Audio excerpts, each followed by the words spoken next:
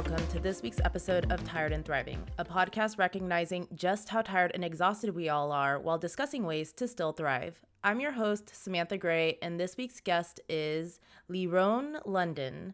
Leeron is a yoga instructor, Reiki and sound practitioner, and doula. Thank you for sharing time with me, Leeron. Oh, it's my pleasure. I'm excited to be here. Yay! So tell me, what was your path to becoming a holistic healer? I feel like those are all such healing things.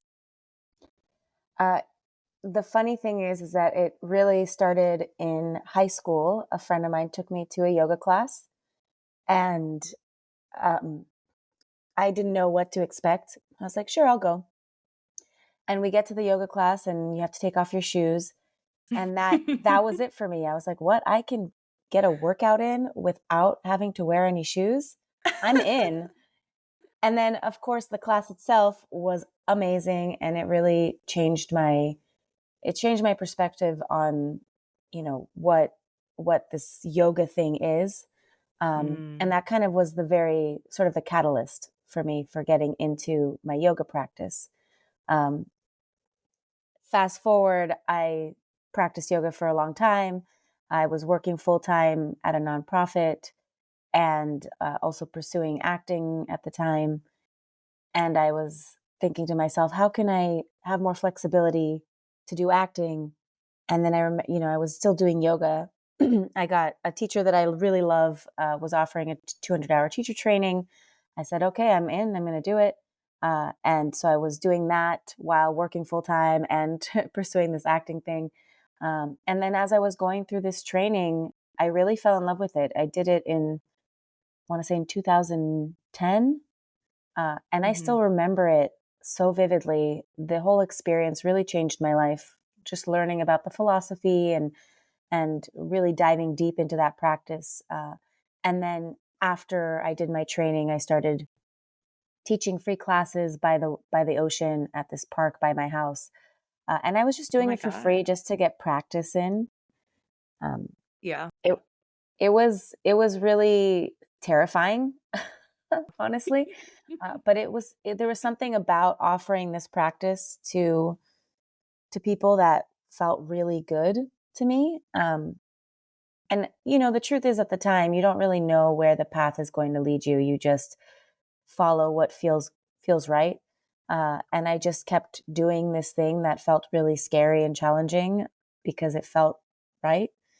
And I did that for a while, which led me to teach at this apartment complex, teaching yoga at apartment complex, because it was really hard to find teaching gigs at studios at the time.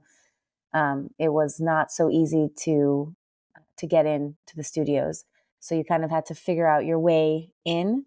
Yeah. So I did that I ended up teaching in this apartment complex for a few years. I made some really amazing connections there. Just students of mine who also ended up doing teacher trainings, and then we ended up collaborating on things. And then I got pregnant at the time. And I mean, I was married, and that was kind of like the next phase of, in my life. And a friend of mine, I was taking a yoga therapy training at Loyola Marymount University, just to dive deeper into the practice, to get a little bit more insight into how to help people with certain ailments that I was teaching, so I can really help them understand their body and how it functions and how yoga can help them. So I did this really beautiful training at LMU. It was a year-long yoga therapy training. And then at the end of that first year, it's actually a 2-year program, but at the end of the first year, I got pregnant. And one of the girls from this training invited me to my first prenatal yoga class. And again, that was a moment that really changed my life. I had never experienced yoga in that capacity before. I found it really healing and really powerful preparation for my own birth. And then I learned what a doula was through that class. And it made me want to get a doula. So I went down the path of finding my own doula for my own birth. Met in a really, really amazing doula. And that experience through my own birth made me want to pursue that training of Yeah. becoming a doula. Um, so I did that training, and I, obviously I had my baby. I wasn't doulaing while I was pregnant, but afterwards, once I was ready, I started taking on some clients, and it was a really powerful experience to be able to support women in that way. I had never experienced anything like that. And when you teach yoga, being able to take people out of their busy, hectic minds and drop them into their bodies and into their breath is incredibly powerful, and had also had a profound effect on how I approached people and how I taught people. Um, but then diving into the world of birth and like seeing how to offer yoga to women who are pregnant made it even more intense for me. This idea of like, wow, I can support mothers in their most sacred time. That was really interesting and fascinating to me. Um, and I got so much out of it from my teachers that I really became interested in that.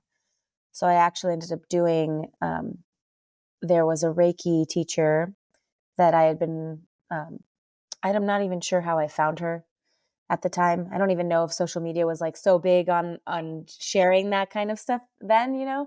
Um, but I somehow we found each other, and she was doing a Reiki certification specifically for birth workers. So it was a level 1 certification, but with sort of a tie-in to birth work. So I said, okay, I have to do that. That's like, I know how powerful breath and visualization and touch can be for moms who are going through pregnancy and going through labor, that being able to also offer Reiki as part of that experience would just make it so much more powerful. So I did that certification, the level 1 at the time, and then I led me to do the level 2 afterwards. Um, and then the same thing, the sound kind of came with that. A friend of mine was doing sound healing, and they kind of mentored me a little bit into getting into the practice of using sound. I use sound um, all the time when I'm teaching yoga. And I didn't mention this before, but at the same time as maybe a little bit before or after, I can't remember the timeline. I also did a prenatal teacher training. So it was like a prenatal, postnatal fertility teacher training. Um, it was around, it was sometime around the time of the Reiki certification. I was doing all these things really on the, like, I was working full time and then doing these trainings on the side as a way to just build my repertoire, um, and be able to offer more in the package that I offer clients and moms that I work with. So it just kind of, it was all about timing. These Mhm. things just kind of happened at the right time, and then I was able to do them on the side. And then, um, 2 years before COVID, a friend of mine who also did this prenatal training with me, um, did a doula training, and we decided to combine forces and work together as doulas. And I left my job at the time, and we decided to like go full force in the doula world. And we were doing really well. It was, we were gaining more clients and working really well together as a team. And then COVID hit. Yeah. And at this point, I already had 2 kids. I already had my Oh, second wow. kid. Mhm. And, you couldn't, I couldn't go to work. All the hospitals were not allowing doulas in. Um, Mhm. and my husband at the time, now ex, he was working full time. So he was the main breadwinner. And then I was homeschooling. So all of that doula business build kind of dissipated. I lost all my work, and kind of had to start from scratch. And as so many people experienced during COVID, I ended up going through a divorce. And that led me to have to shift how I offer things to people, because I had to find a real job again to just balance out finances, and then still being able to offer um, all these other practices on the side.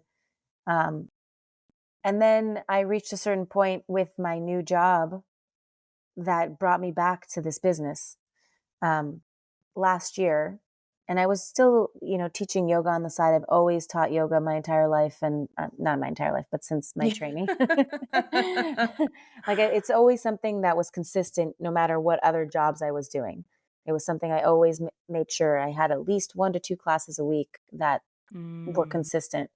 Um, that was really important. I think, like, when you're trying to build a business, especially in the yoga world, it can be challenging to make ends meet with that kind of work. So Yeah. having some sort of consistency, even with 1 or 2 classes, kept me in the game, if Mm-hmm. um, so to speak. So I had to get this job post COVID, and then this job really almost killed me. My back went out a few months into that job. I was completely incapacitated. I could not work for weeks. Oh my Um, gosh. that had never happened to me before. I've always been so active, but I couldn't move. I was in excruciating pain for months, and I didn't. I mean, at one point, it after 6 months of this pain, and I did so many things. I did acupuncture, massage therapy, physical therapy, chiropractic work. Um, the only thing that actually helped my back pain was craniosacral therapy, which is body work. So, you know, that the day that I went to go see this craniosacral therapist, I went in with a level 12 pain, and I left with a level 4 or 5 pain. And that was the Wow. only thing that I had done in all of these different modalities that I had tried that made a significant, excuse me, difference in 1 hour. So Mm. it brought me back to this idea of, like, what am I doing in this job that is physically sucking the life out of me, Yeah. and not allowing me to be a present parent, not allowing me to focus on yoga again and doula work or birth work. And the universe works in mysterious ways. For Mm-hmm. the longest time, I told myself, I need to quit, but I can't because I need the finances. I need to quit, but I need the finances. And then I got laid off. I didn't even Oh. see it coming. I didn't even see it coming. I thought I was doing great. Everything was going well. And then all of a sudden one day, my manager is like, Mm. we're letting you go. And I was like, what the heck? I was in shock, and it was Yeah. hard. I mean, it wasn't like I was doing a happy dance right away. I was kind of devastated because I was terrified. I Mm-hmm. was terrified of having to figure everything out. Um, as a single parent, their dad is involved very much so, and but financially, everything shifts when you go through something like that, and having to go through that, and then feeling like, oh my gosh, how am I going to take care of my kids? How am I going to take care of myself? How am I going to pay my rent? It was really scary. And so that was preventing me from quitting for a long time. And then getting laid off was sort of this weird, strange, serendipitous moment where I all of a sudden was getting unemployment. And I was like, Mm. okay, this is my chance. I'm going to go back to where I know feels best, which is body work, birth work, movement, Yeah. because that's truly what has healed. That's what's healed me in the past. And that is what I really find so powerful for so many people. Um, Connecting to movement and to breath and to body is, to me, is everything. Like, when we know how to do those things, we can really get through so many challenging things in our lives. Um, Even going through this insane back pain that I'd never experienced. Like having my yoga practice, I can't tell you how many times I would get in my car in barely able to sit in my seat. And the only thing that would get me from my home to like my kids' school was breath work. I would sit in my Mm. car and I would breathe and do these breathing exercises that I do with my pregnancy clients. And it helped. It really helped. Did it take it all away? No, it can't just like magically solve everything, but it Yeah. really gave me the space to actually function to some degree. Mm-hmm. And it was a really good reminder of why I really love this body work practice and this movement practice. Um, and it kind of brought me back to the lane that I was already headed in and kind of Yeah. lost track. Um, and so now that's what I'm focusing on full time is, um, I teach prenatal yoga once a week, soon twice a week at a studio called Light on Lotus in Mar Vista, and I'm I'm offering some doula work, but not a lot because of my schedule, but a lot of birth preparation. So Mm. anything that I would do as a doula, I'm offering to clients without the actual in labor support that I will refer to other doulas that I know. But all of the mindset preparation, all of the birth education preparation, that's all stuff that I'm offering, including postpartum care and lactation education. Um, that's all part of the different packages that I offer to clients now. And then in addition, if people want, I'm offering Reiki. When I work with pregnancy clients, I always do a little bit of Reiki anyways. Um, Yeah. I find it to be really powerful. And then sound healing is I offer more as a part of workshops. So I just did a yoga sound healing Reiki workshop for moms. So I'll offer it more in that sort of setting or as part of events. Do one-on-one sound healings or group sound healings, or sound baths, and finding different ways to sort of include all of those into one. Just depends what people need. Yeah. Oh my goodness, that was so much to take I in, know. but that's quite the journey. Yeah. Yeah.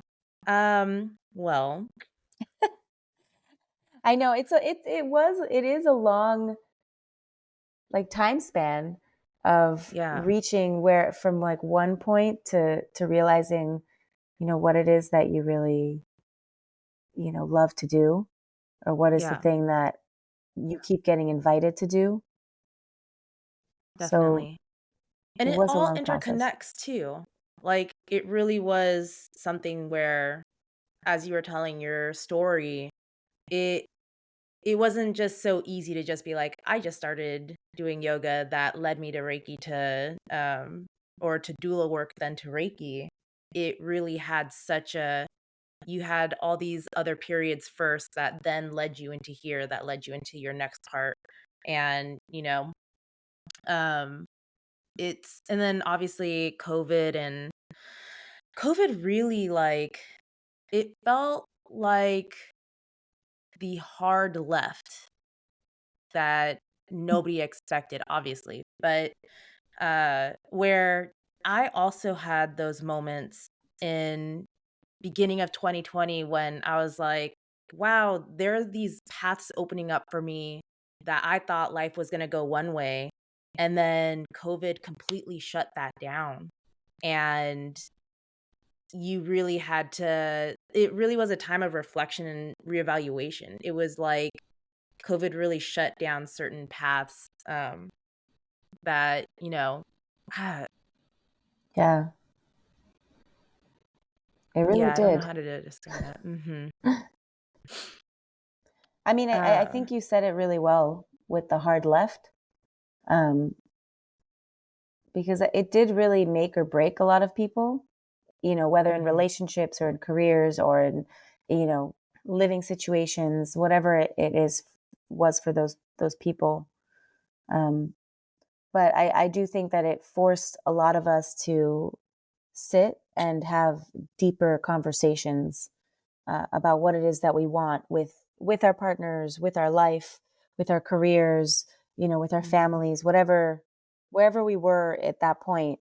Um, I think it really forced us to take a hard look at what it is that we're trying to do in this world. Yeah. Um, and that I think that was a challenging thing and also really powerful. Mhm. Um, you can't go out and socialize with friends the same way. You can't, do all these things outdoors that maybe help you get clarity. So the only way you really could do that was to just sit with yourself. And Yeah. like, that's a little bit of a mind F. Definitely. Well, I want to talk about being a doula because that is so, I mean, just what goes into like, what's the difference between if you just go through pregnancy where you go into maternity classes and trust the hospital versus hiring a doula? Like, That is a good question. That is, I have to taper my own response because I have so many emotions around it. As a doula, like the things that we experience and see really make us stronger advocates for having a doula. Um, mm, you know, being pregnant is a really big transition for every woman that goes through that. Um, Not just on a physical level, but on a mental level. A lot of things are shifting, and there's a lot of adjustments happening, and it's challenging. And there's not a lot of support from the hospital that's not outside the standard necessary things that you need to do. Like you need to come in for this checkup, mm, and you need to get this test, and you need to we need to check your blood glucose, like all these things that you go in and this is your first time experiencing it and you're not sure what's right from left, but you're putting all your trust in your care providers, which is the hospital. yeah. And the birth education classes that you take are incredibly important and valuable. I think everyone should take some form of birth education before giving birth. Um, but it's a very limited it's the amount of information that you get from a birth education class. It's very helpful and it's very useful, but it's different than the support that you're getting when you're actually going through the waves of pregnancy and then actually in labor and trying to deliver your baby. um, Mm, the birth education doesn't necessarily help you with what you're going through in that moment in labor. The magic to me of a doula is that they are 100% there for you. You as the client, the birthing person, that is who I'm there for as a doula. I'm not there for the hospital care team. I'm not there for the OB or the nurses. That doesn't mean I'm going to be rude to them or mean to them by any means. In fact, the opposite. I'm going to try and work with them and create a good sort of bond so that everyone has a good energy flow in the space. But my job as a doula is to do everything that I can to best support you, the mom, to have the best birth experience that you can. Um, mm, so my job is to help the mom and the partner learn how to advocate for themselves in the hospital, better understand what their options are, and then for them to be able to be in the hospital setting and not get freaked out when a doctor or nurse is saying, "We need to do this right now." And you're like, "It's my baby. I don't want my baby to die." And you're like, "Okay, I'm going to do it." yeah. Rather saying, "Wait a second. I actually know what my options are.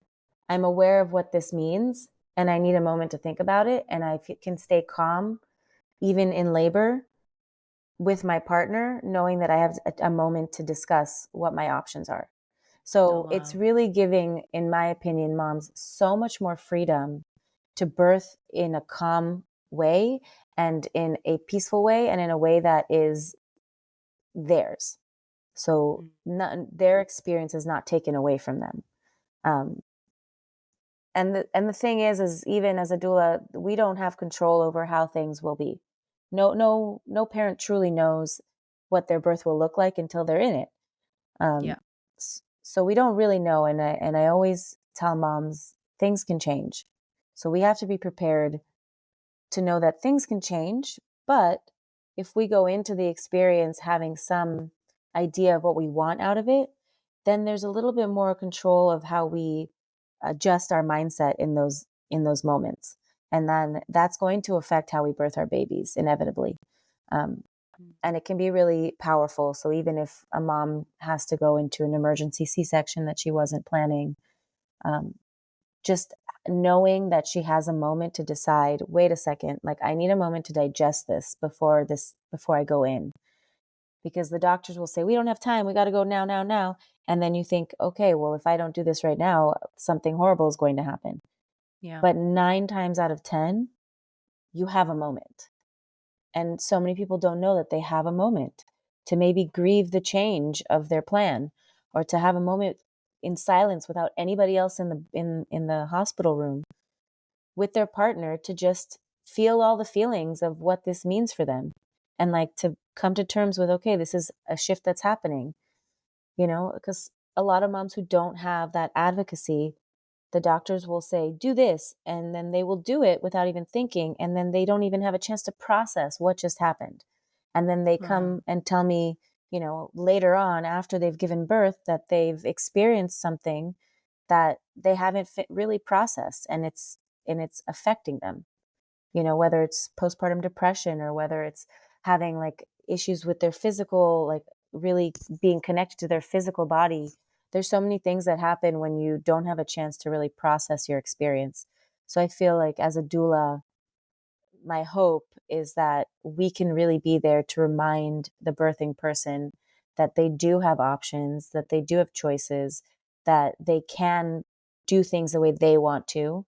They don't have to give in to certain scare tactics that a lot of hospitals can throw. Um, and there's more time than they think to make choices and make decisions. Um, and in the end of the day, it's your birth. It's not the hospital's birth. They like to make Mm. it seem like it's their birth, but it's not. It's the mom's birth. You know what I mean? It's so easy for them. They like, they just, it's like, you got to do it this way and this way because we're the doctors and we know best. And Mm. if you don't know, you're not going to say no, because you're like, I don't want anything to happen to my child. So, Yeah. so I feel like doulas are giving some power back to the moms.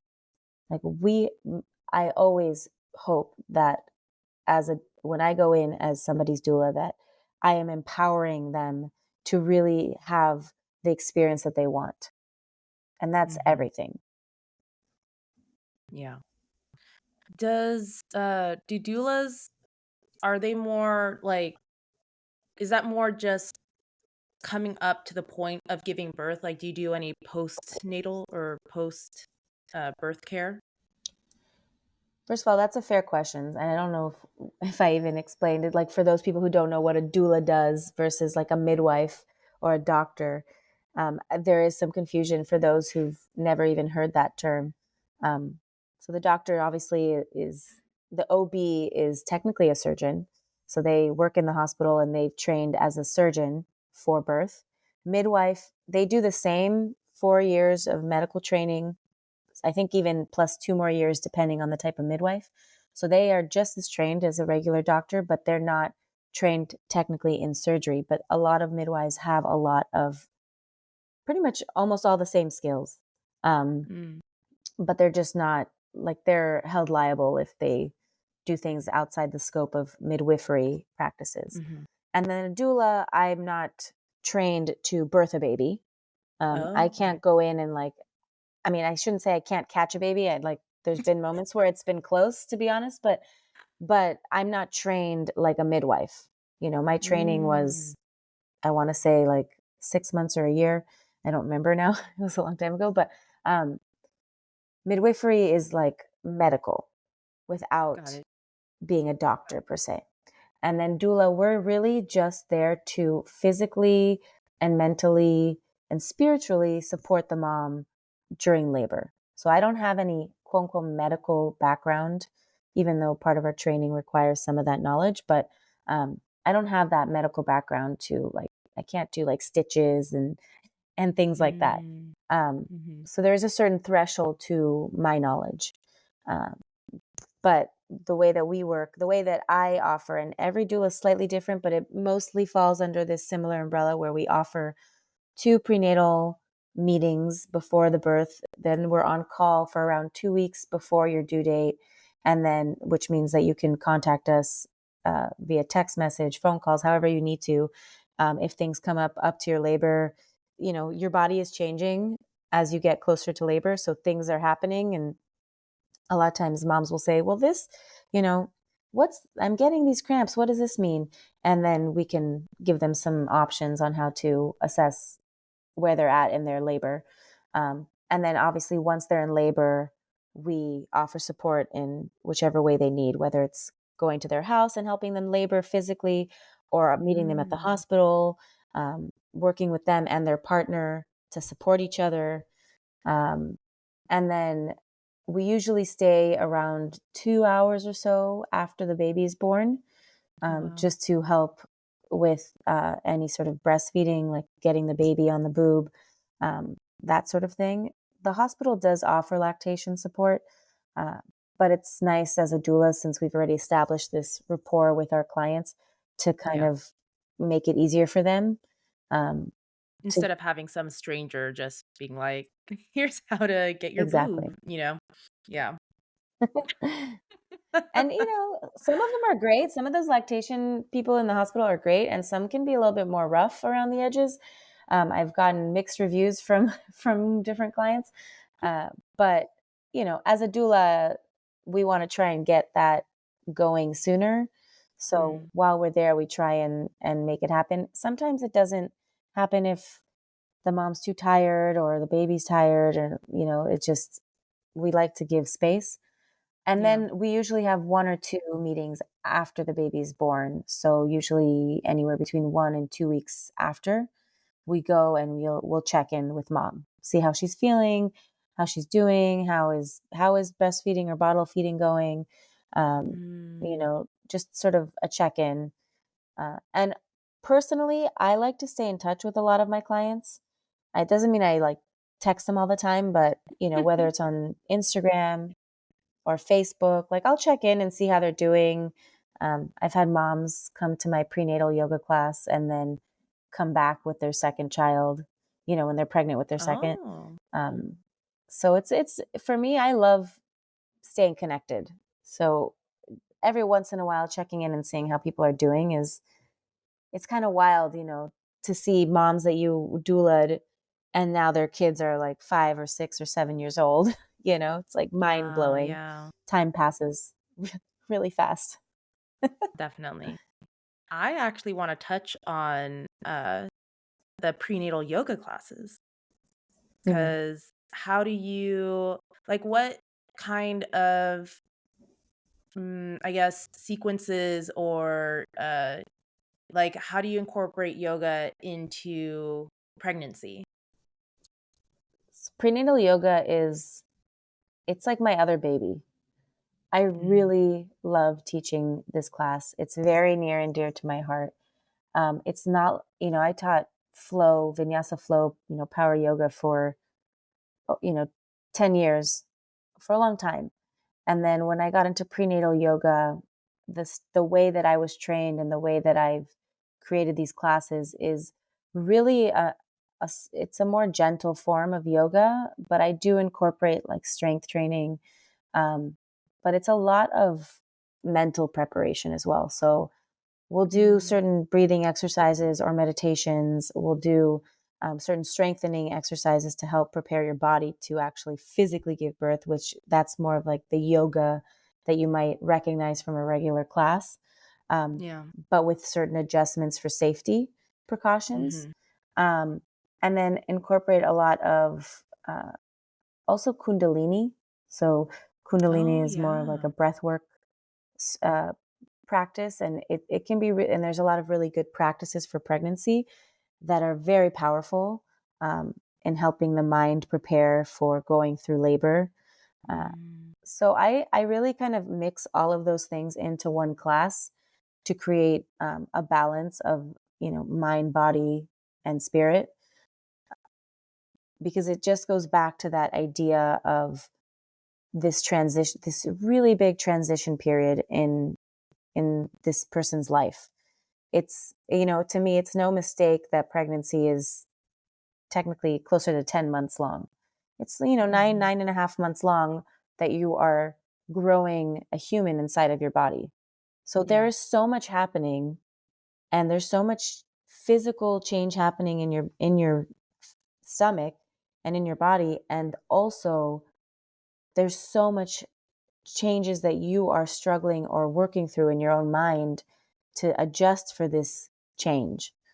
And I use my prenatal yoga classes as an opportunity to help, hopefully help, some of these moms better connect with themselves during this process, Mhm. and to also find community. So I always have the moms introduce themselves to each other. I really think it's so important for other moms to connect. Um, we live in such an isolating society. Everyone's working from home or on their phones all the time. Even if you go out to like a bar, everyone's on their phone. It's just like, wait, where are we supposed to actually meet and interact with other humans? And so for Yeah. moms, it's like that, but even harder, because now you're trying to connect with Mm. other moms who have kids who are pregnant, or can understand all the weird thoughts and emotions that you're going through. So the prenatal classes, yes, it's a physical practice so that you still feel strong and that you don't feel like you're losing your muscles throughout, this transition. But to me, the bigger value is the community and the connection to your own spirit and mind, um, and heart in the process. So that's really how I cultivate my classes, as a mixture of all these things, in the hope that they really can get sort of the full spectrum of what they might need during the process. Yeah. It's interesting because I feel that with COVID brought about Zoom yoga classes, Mm, especially like just physical classes. And it's kind of still continued today. Like yeah. I go to a yoga studio, and even though it's great that we're in the class, they still have some students that are on Zoom coming into the class with us. And it makes me wonder, like, is that something that you still do, or do you require that your clients or that your students be there in person? Mm. I think that's a really good question. And I'm curious to also know how it affects you if you're taking the class when there's also an online aspect to it. I've done it Mhm. myself, but I'm just so curious to hear what you say. Um, but with prenatal specific, like for regular yoga classes, it makes sense if you want to practice from home. I think it's nice to be able to have the option of maintaining your practice if for whatever reason you can't make it into the studio. That Mhm. does make it, that is sort of a perk of COVID and moving things to also having the online option. In pregnancy, I can do Zoom, and I've actually gone back and forth about putting the class that I'm currently teaching to also be on Zoom for those who can't always make it.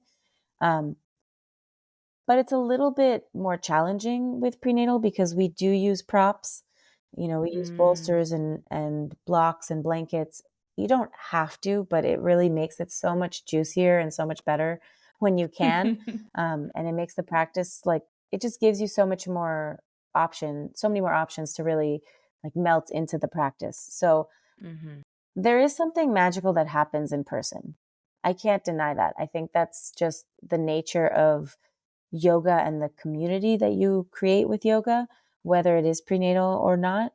There's something like about feeding off the energy in their space when you're moving. Um, and that being said, in prenatal classes, even more so, because Yeah. that's their chance to kind of share and connect. Um, and there's just like an energy in the room that you won't be able to feel online. Yeah. So I always prefer the in person.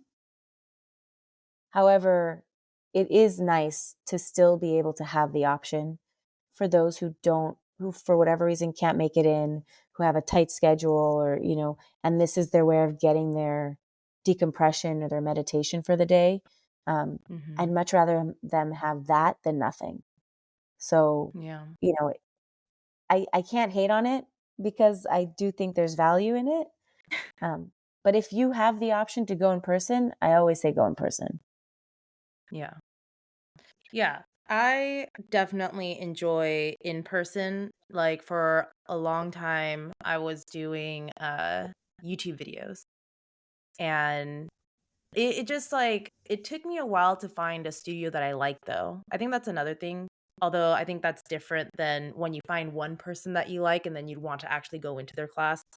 It took me a while to find that, but that's just for regular yoga, and I'm sure prenatal is a lot different than when you're just going into regular yoga classes. But the few times I have done Zoom with my favorite yoga teachers, yeah, like you said, the vibe is very different. Where it's still good, you're getting in there, but it's like you're getting half of the potential that you could have had when you're in like a physical class. So, I like that you said that. It's like half potential. I do think that's so accurate. And now, now that we're sort of farther out from COVID, teachers are more inclined to give actual adjustments again. That was a thing mhm, that during COVID, like right after COVID, when classes became open to the public again, even myself, I was very hesitant about touching people's bodies because people were still feeling all sorts of ways about COVID. And the truth is, mm, people still kind of do sometimes. And so there is a certain protocol about how you go about adjusting people or touching people's bodies.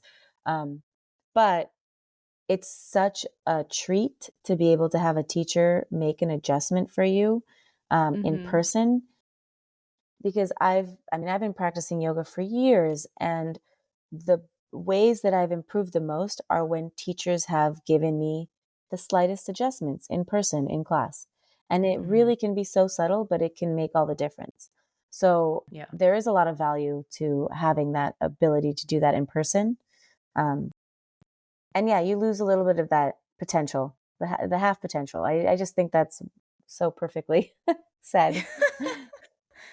I like what you said about having teachers adjust you in person, doing the micro adjustments. Like I was telling you before we started recording, I just started teacher training for yoga, the 200-hour teacher training. So awesome. And uh in one of our like first classes, the teacher was going over we're doing the basic Tadasana and uh now that I'm recording, I'm like, "Oh, I'm blanking on the names that I Of just course. learned." Normal. So normal.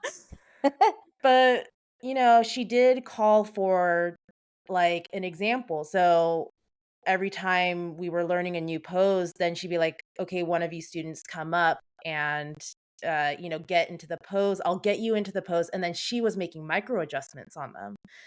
And it was actually kind of funny, because we were going over child's pose, and it's something where you don't think about it until you see it, but the person who went up to do the example, when everybody saw her getting the adjustments, we were all so jealous. We were just like, I wish I was the one getting the adjustment for that pose."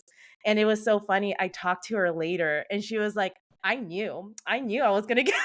Like she already saw that she was gonna be able to get the adjustment. So she was like, shot up her hand. Like I didn't even think of that, that foresight, but it was great. So she knew that she was gonna get like an amazing adjustment if she volunteered for that pose. She's smart because those little adjustments and some of those, more subtle poses or sort of passive poses, quote unquote, um, feel so good. It's really like it takes you from like, okay, I'm in this pose to like, oh yeah, that's the stuff right there. And honestly, I think the same thing with like, I approach even the doula work that I do, I approach in the similar fashion of like, how do you can make these minor adjustments so that you Mm, can go from like being just okay to being like, oh, this feels like a little bit of relief, right?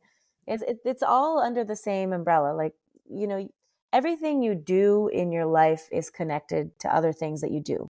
And it's not like, if I'm just trying to think off the top of my head, but like washing dishes and taking a shower, like they can feel like so separate, but you can find something that can connect that activity of like washing the dishes and like what it does to you mentally when you're just like in that moment to taking a shower, right? Like there's something meditative about the experience. You can make it meditative. You can take the annoyance out of it if you allow your mind to switch in that way. It's just like these yeah. minor adjustments that you do all the time in your life so that you can better appreciate the things that you're experiencing day to day. And I think that that's kind of like why so many of us in the yoga world end up doing a lot of body work.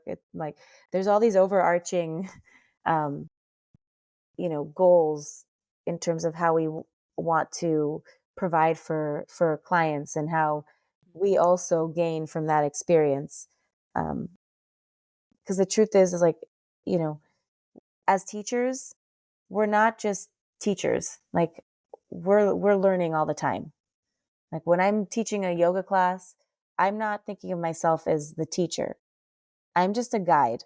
And I say this to my students all the time. I'm like, I'm just a guide. You guys are your own teachers. I can't tell you what's going to feel the best in your body. I can give you adjustments, I can give you cues, and if that doesn't feel good for you, you're allowed to adjust for yourself so that it feels better in your body. And then if I come and make an adjustment that will either feel really good or if it doesn't feel good, you change it. So, we're kind of all of our own teachers in this experience, in this experiment of life. But those little adjustments can be like is the difference between holding your breath and letting it go, you know? Mm. So your friend was smart getting picked to get the adjustment. I know. Now, we have to next time shoot up our hands on a pose that we have to foresee, right?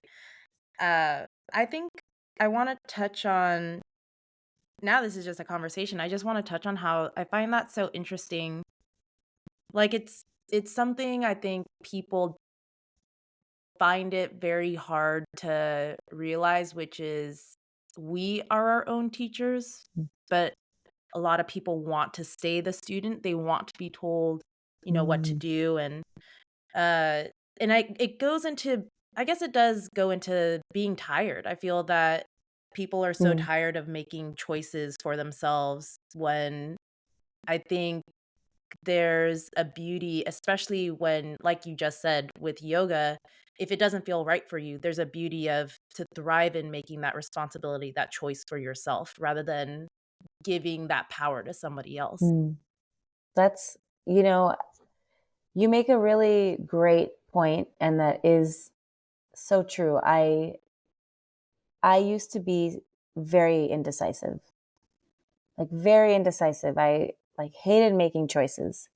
I'd be like, Mhm, "What? No, what same. do you want to do? What do you guys want to do tonight? No, what do you want to do tonight?" I mean, we've all been there. I feel like, you know, unless you were the person who was like, "Come on, guys, we're doing this." But Yeah. like growing up, I was very indecisive, and it's true. There is something about not having to have the responsibility of making those Mhm. choices, and sometimes having the responsibility feels like a weight, and that's can feel overwhelming. And when you're talking about like mental health and things like that, for some people that takes a toll. But the shift that I have found, and it's still a practice for me. I don't think that it's always so easy to be decisive, um, but to give myself permission to just pay attention to how it feels, rather than like Mm, whether is it the right decision or not. But like, yeah. does this just feel good right now or not?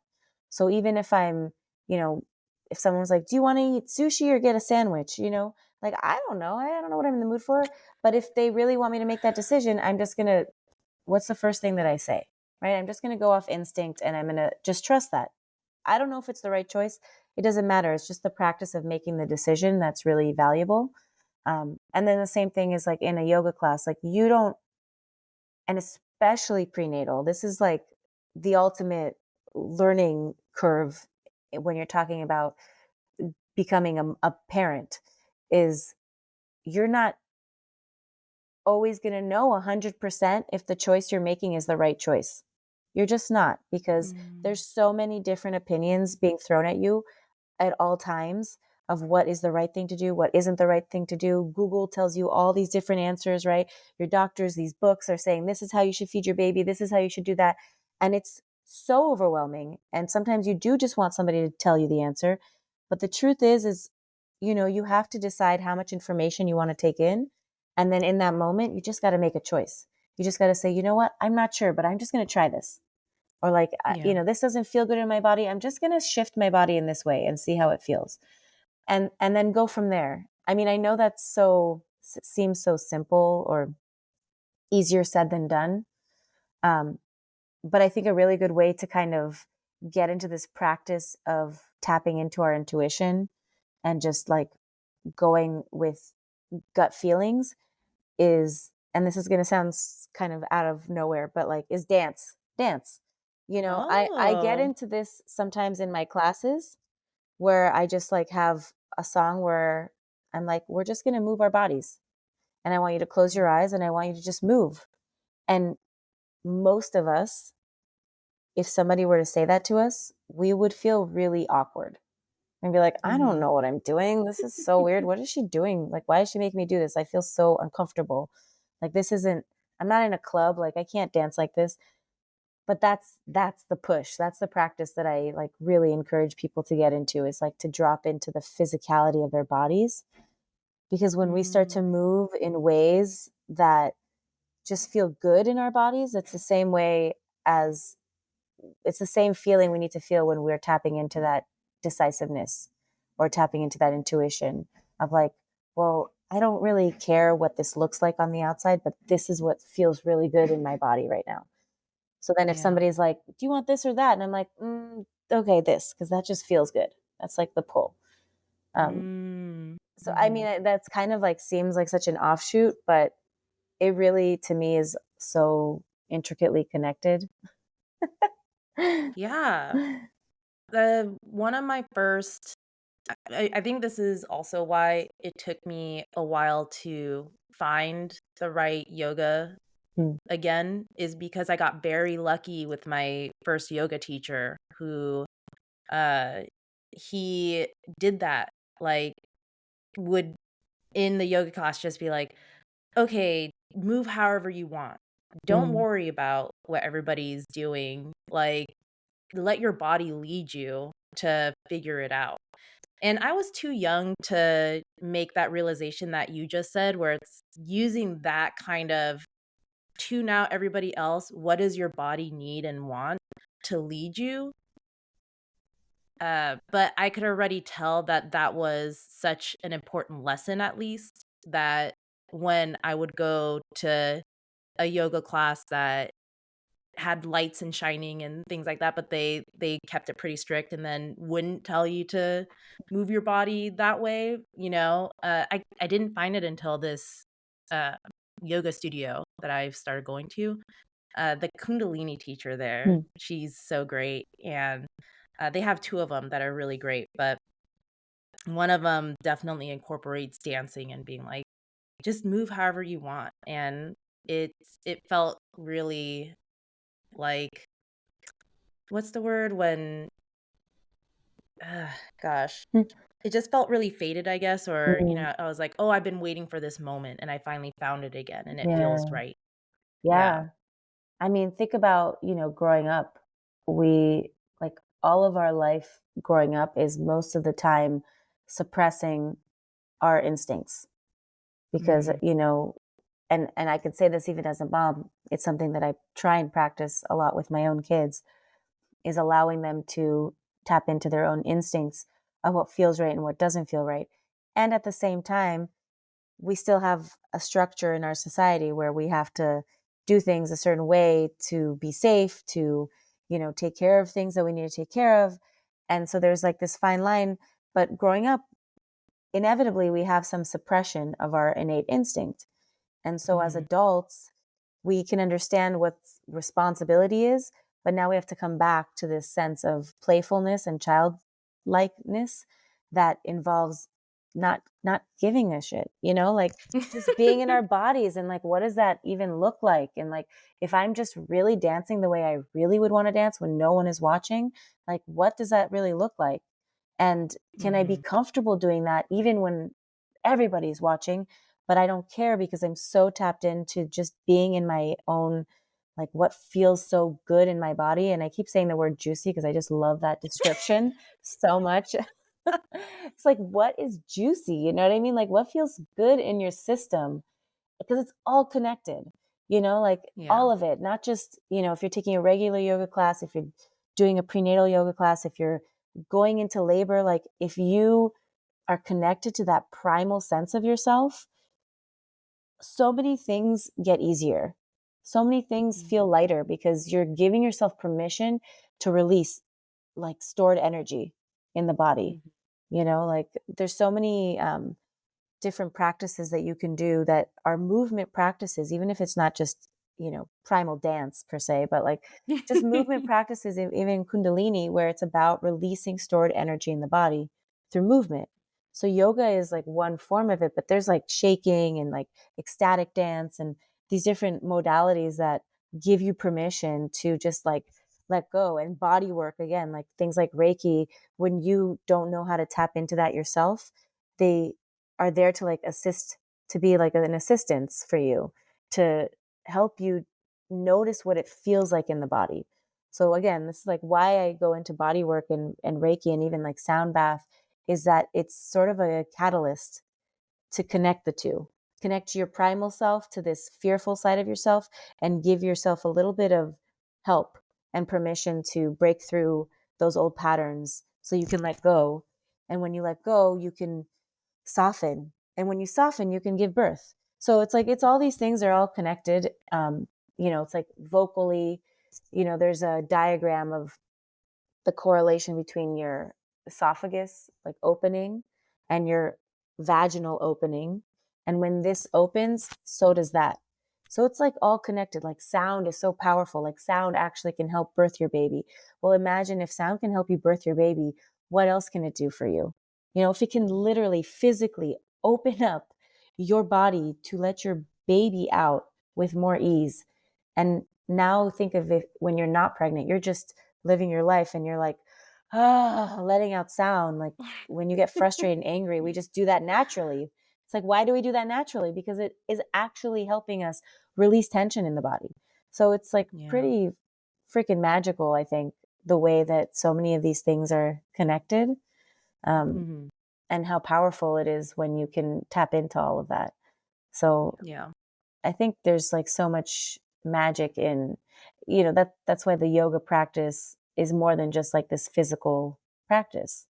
Like it can start off as that. You can go into a class and like get the physical like sweat, you go to core power and get your like yoga on, and it's great. There's nothing wrong with that. That's like there's so much benefit to that. And Yeah. also, like when you find that teacher who just like gets you without even thinking, it starts to tap into this subconscious side of yourself of like, I don't know why this is feeling significant for me, but I like this teacher, And then you Mm-hmm. go back and you start to get the deeper nuances of what the practice really is about. And that's where the magic really happens. So I Yeah. think that's really cool when you do find that teacher that's right for you, that can like help you tap into that. Yeah.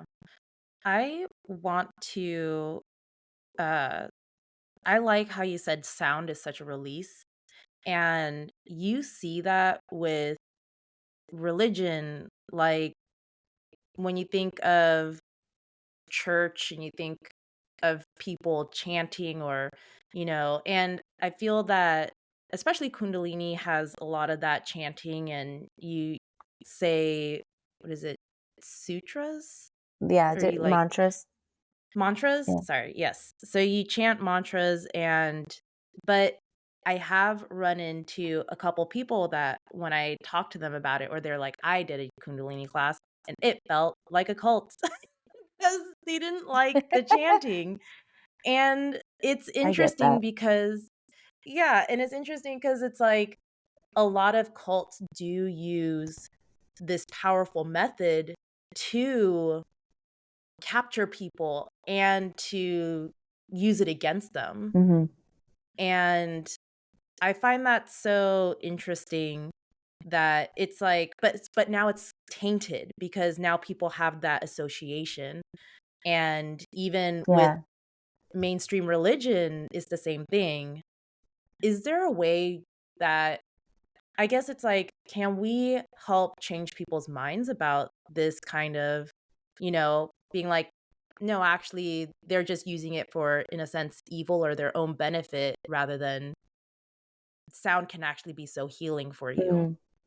Yeah, I actually, I mean, it's such a good point because I've definitely been personally in situations where, again, where I felt the same. I was in a room and they were chanting all these mantras and it just didn't resonate with me, right? Um, Mm. I think I think it really goes back to how do you connect to your own primal instincts? Because when you can find that for yourself, so you don't have to go to those types of classes to connect to those things, right? You have to first find ways that bring that in. How do you bring that in for yourself? So like whether you're oming at home or just, I don't even use om a lot of the times when I was teaching in the, in the apartment complex. you know in the regular studio I might have ended a class with everybody saying a universal om together at the end of class. But in the apartment Mm. complex I did have that, I thought in my head of, well, not everyone's going to be comfortable with connecting in that way, because that might feel overwhelming because it's unknown. And then it's like, well, is she a cult? Is she trying to bring me into her yoga cult?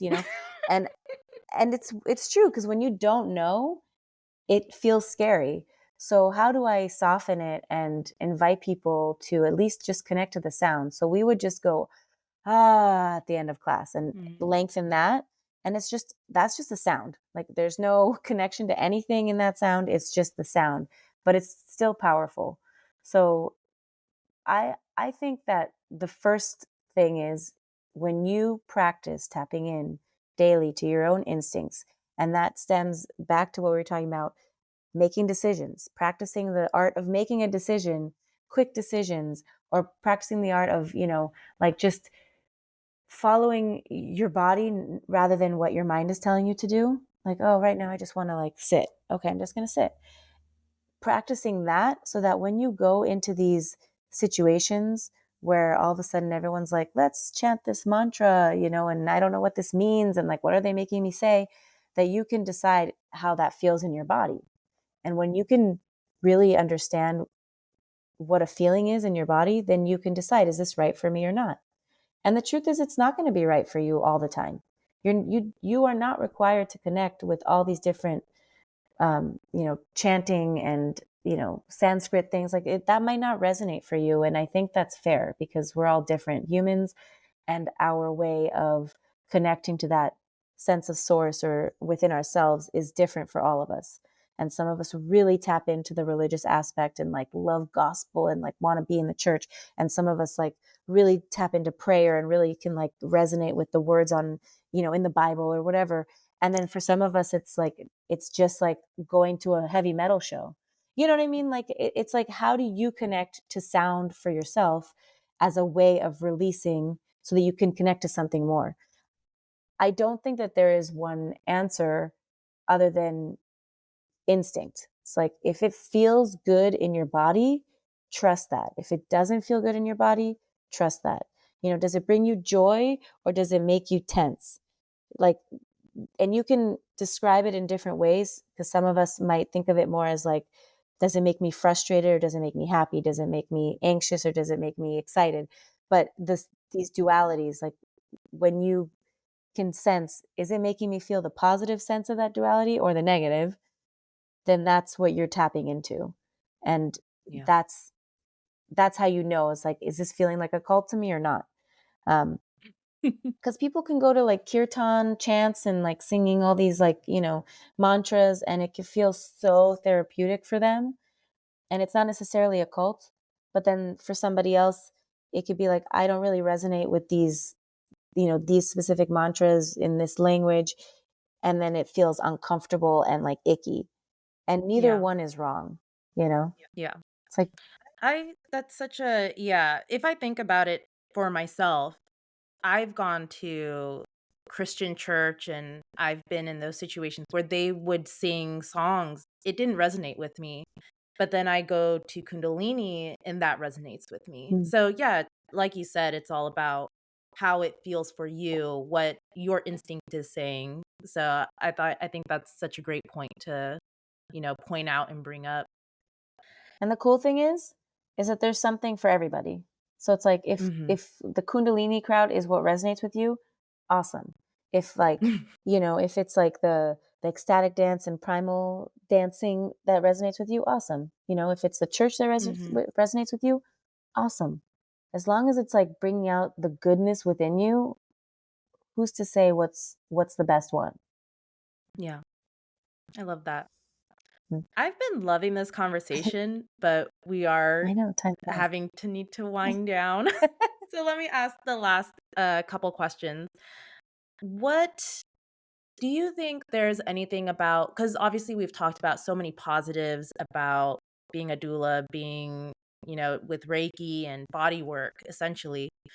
Is there anything, especially being a guide, that is tiring about it? Oh, 100%. And I mean, I'll keep it short, but no, doulas deal with burnout all the time. I Mm, don't think people really give it the credit that it deserves in terms of like the energy, because even if I may have one client a month, that the amount of energy that I put into that client is a lot, because it's their birth, like it's such an important mhm, time. So 100%, when I'm on call, I am on call. When I'm with my client, I am on, and that could be for 12 hours straight. It could be for 24 hours straight. oh my So, gosh. and it's not just like being, with them for 24 hours. It's being physical and like mentally clicked into whatever is happening for that amount of time. So, yeah, doulas deal with burnout all the time. And Mm, it's really important as a doula to have a very strong self care practice, meaning that when you're done with a birth, you make sure you get rest, maybe get a massage, make sure you're drinking plenty of fluids, make sure you even have somebody that you can talk to decompress afterwards. There's a lot of different things that, on the back end, I'm in part of this like doula chat group with a bunch of other doulas that I'm friends with, and we talk about this stuff a lot. So yeah, 100% burnout is real. mm, It's not a job for the faint of heart. yeah, So I think it's important to remember that when you're doing any job like that, where you're putting so much of yourself into this experience, that you also balance it with self-care. Otherwise, you will burn out. There are doulas that mm, stop doing it because they just are so exhausted that they can't do it anymore. So yeah. yes, 100%. There are challenges. Well, other than these amazing practices, is there anything recently or in the past couple years that's helped you thrive and feel passionate and reinvigorated? Totally unrelated, but yes, skateboarding. What? That is my therapy. That is the thing that I like do multiple times a week as a way to be in nature, to move my body, talking about movement. I have my own yoga practice, of course, but like, to me, that's like movement therapy at its finest. Mm, And like, anytime if I go a week without it, I'm like, ooh, I need my therapy session, Like, aside from any regular therapy session, like this type of movement therapy is really powerful for me, and it helps like get me back into, okay, what's my focus this week? What am I working on? How can I better mhm, serve people? Um, So that would be the thing. That's so cool. How did you get into that? I started in high school. I got like this random longboard, uh, and then I loved it. I really loved it. And then I got into surfing, which is has its own sort of culture. And then I didn't skateboard for a long time. And then when I went through my divorce, I kind of came back to it because I needed to be Mm. outside. I was craving like movement, but I didn't want like who likes running? Like I never liked running. Like I was getting back into the gym and doing all these things and I was like I need to be by the ocean. I Mm. needed the ocean air and there's and I'm in LA like skateboarding is a huge culture out by the ocean and I bought my first like skateboard and like I never looked back. I've been skating pretty much like a few times a week for the last year. Um, and like I can't imagine, you know, my back went out and that really was challenging. And then Yeah. once I was finally able to like move better again, I got back into skateboarding and um, I truly believe that it's kept my back healthy and my mind clear. Um, Mhm. yeah, and I now I'm just getting more and more into it again. I'm like, I know I'm 40 years old, but like there's nothing I can imagine more like exciting to me. I'm like getting better at skateboarding right now. Heck yeah. That's so cool. I like I've always wanted a skateboard, but Let's go. I'm so terrified of the fall though. I'm always like, like I think that's my, I'm like maybe I'll bike with you. I should get a bike and You're then we welcome can. to. I'm all for more people coming to join. I'm part of a meetup that we meet every Tuesday night, and like it's mostly skateboarders, but there's some rollerbladers and bikers, and it's just like literally good vibes. So, Oh my gosh. you know, it's such a good way to be out in nature and to like get Mm, out of your head a little bit.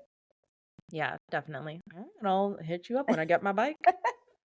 Yes, please, please, that would be awesome. Well, in the vein of funsies, is there a random animal fact you can tell me?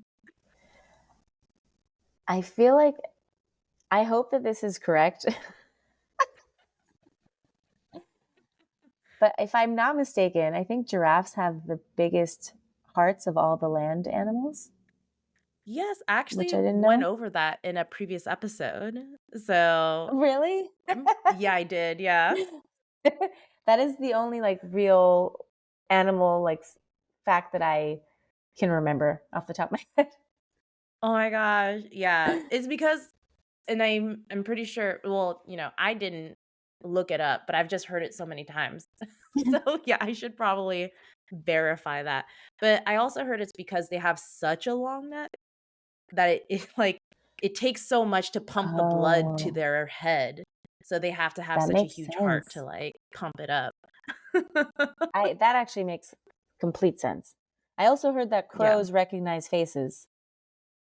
What? Okay, Like I didn't know that if you one. thought they That's a were good one. terrifying before. So like you don't want to mess with a crow. They will remember you. Oh my gosh. Oh my gosh. I actually I in the fear there's respect for crows. I feel like so I always try to like 100%. I not that I would ever intentionally mess with any living thing, but Of yeah, I course. definitely with No, crows crows I'm are like they say they know something that we don't and I'm not messing with that. yeah. Oh my gosh. Okay, that's a good one. Wow. There was a girl who told me about some crows that ended up chasing her and they she got into her car. I don't remember what she did, but she must have done something to to piss them off. And then she got into her car and they were like pecking at her car window. So they're like, "We know what No. you did." Anyways. Oh no. Well, yeah, just extra caution to Yes. like as part of the show, I'd like to pull out a tarot card for the episode because who knows, maybe you'll need to hear it today. So I have this deck of cards. I'm using my Aquarian deck. I really love oop, this deck. Usually if it falls out, I would read the card, but so many fell out, so I'm just gonna keep shuffling. Um, so basically, I'm just gonna keep shuffling, and you just tell me when to stop, and we'll see what card's at the top. Stop. Ooh. So we got the Ten of Pentacles. Mm. It's a very nice, complete card, I would say. Um, it's like looking at what you've accomplished and just being in harmony Mm. in life. I'm not sure if you feel that way or what you feel from this card right now. I always like to look at the pictures and see like what the picture brings up for me. Mm-hmm. So I do like it feels like very comforting when I look at that card. Yeah. And I don't know that people obviously will be able to see this because it's a podcast, but it's like it looks like a man with a cape or somebody with long hair with a cape wrapping the cape around, somebody else with long hair, potentially a woman. And then to the right there looks like there's like a little person, little kid or just a little Mm-hmm. human next to them, facing what looks like a castle on a hill. So Yeah. that there is something very peaceful about it, which I resonate Yeah. with. Oh. Yeah, so it just feels like, yeah, and the kid's looking back at us. Mm.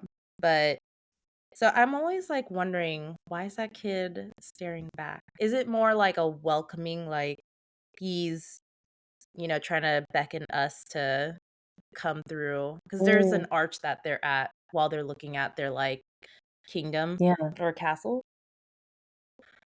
You know what But the first thing that came to my mind when you said that about the kid was that it was like the kid was saying like you're welcome. Like it's safe, you know? mm, Like come on, like when kids are like, "Come on. Like come on, let's yeah. go." That's kind of the energy that I was feeling from that. It's like it's Yeah. safe, but in a more like somber way. Like why Mm. are you afraid? Like step in. Oh, Like we got you. wow. We got you. I feel that resonates with the signs that you had in your life where you thought you had to keep your day job to supplement the goals that you wanted for your body work, but you're able to have everything through um through your passion, and the kid's like, it's okay. Yeah. I mean, that card Yeah. really does resonate, and I know we're done with time, but uh, just even from like a relationship standpoint and Mm, like trusting the path that we're on, um, yeah. that resonates, just with my own kids and my current life situation. Yeah. Yeah. So even if listeners, you're feeling a little scared, don't worry. You have a bright future and a welcoming future ahead of you. Mm, So, I love that. Thanks, oh, Anne. that was beautiful. Mm. Well, thank you so much, Leeron, for being here and talking with me. Is there anything you want to promote and tell listeners where to, find you if they want to reach out to you about your prenatal yoga or, you know, your prep work before an actual doula can come in? Yeah, you can find me either on social media. My Instagram handle for all things wellness is Earth and Heart. So Earth spelled URTH and Heart, HEART. That's the IG handle. And then the website is same thing, earthandheartwellness.com, for all of the offerings that I have from, birth prep to private yoga classes, not just prenatal, but prenatal as well. Lactation education, sound healing, Reiki, all of that good stuff. I currently am teaching prenatal classes at Light on Lotus in Mar Vista, Los Angeles, on Thursdays at 10:30 a.m. And I just did a workshop, but there will be more workshops, some for mamas and some for postnatal as well, a postnatal series that will be coming up soon. So I always recommend to keep an eye out on my IG handle to get updates for that. And I will also be posted on my website. I always tell everybody, I am really want to be a resource for people. So if anybody ever has any questions, they can always DM me online. If they're not sure, if they're looking for something, even if it's not something that I can provide, I can hopefully connect them with somebody who can.